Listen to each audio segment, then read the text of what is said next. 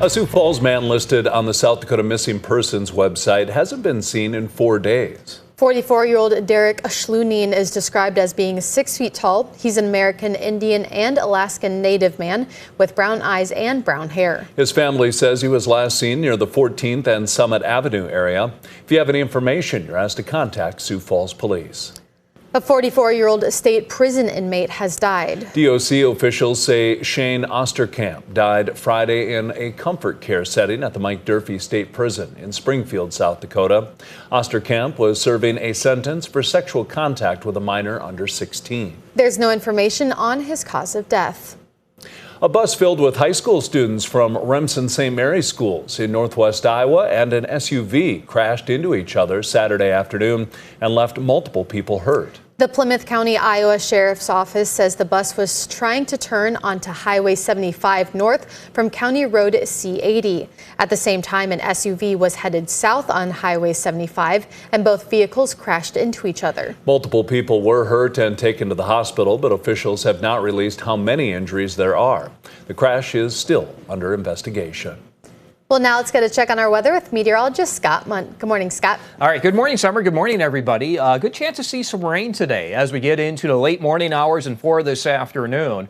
We'll see widespread rain chances during the afternoon, even heading into this evening. And some of that may switch on over to snow for the overnight. Temperatures today will reach the 40s and 50s. And Brian will have more details on your forecast coming up. Thank you, Scott. World War II and Korean War veteran Doug Starr is now 100 years old. Starr hit the century mark on Saturday. He enlisted in the military at just 17 years old, and in World War II, he helped take over islands in the South Pacific. Japan had many islands in the Pacific, and we took back 30 islands, a lot of them in the Philippines.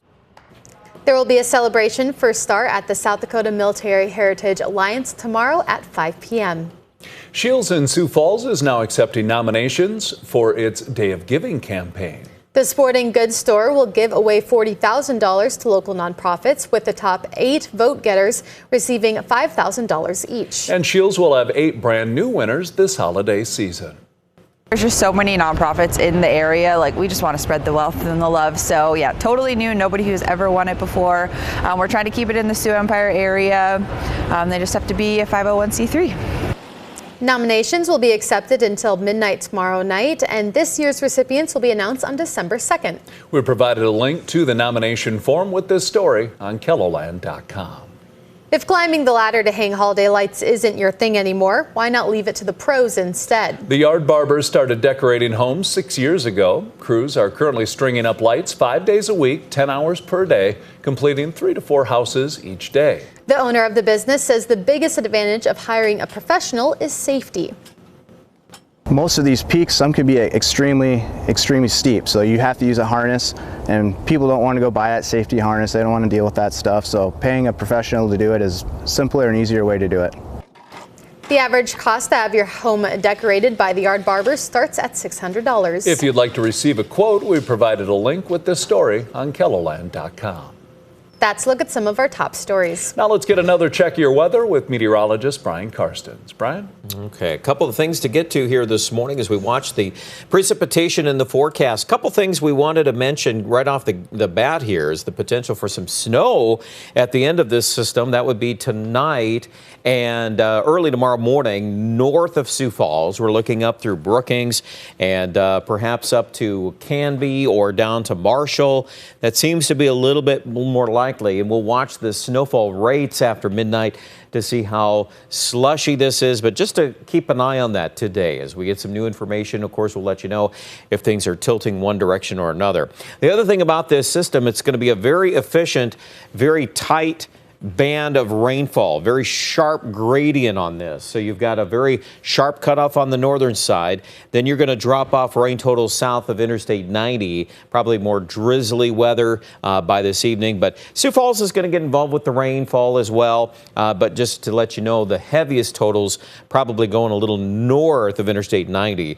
And I put there, over a half an inch. I think that's very doable with a situation like this. All right, let's take a look at the forecast, you can see the rain showers there through 3 o'clock, again moving throughout our region, and obviously we'll keep an eye on that as it ends as snow tomorrow morning, and then we continue on into the forecast. Some 50-degree weather in western Kettleland. We are expecting right now into Wednesday here, too. We've got temperatures likely into the 50s again. So this week is going to be still pretty good overall. We're going to go through some rain chances again for today and tonight in Sioux Falls. Kind of wrap that up. We'll be in the low to mid 40s tomorrow, and then 50-degree weather Wednesday and Thursday. Aberdeen in the Northeast, we're looking at mid 40s for Tuesday and then low 50s on Wednesday. We are expecting 40-degree weather here at the end of the forecast, and I do expect right now for Pierre and Rapid City. Same idea. Most of our work week beyond today is going to be a little quieter. We got some pretty mild days coming up, like Wednesday, for example, mid 50s in Rapid, or I should say in Pierre, Rapid City. You're closer to 60 degrees on Wednesday. Check out more details with the complete forecast at kettleland.com.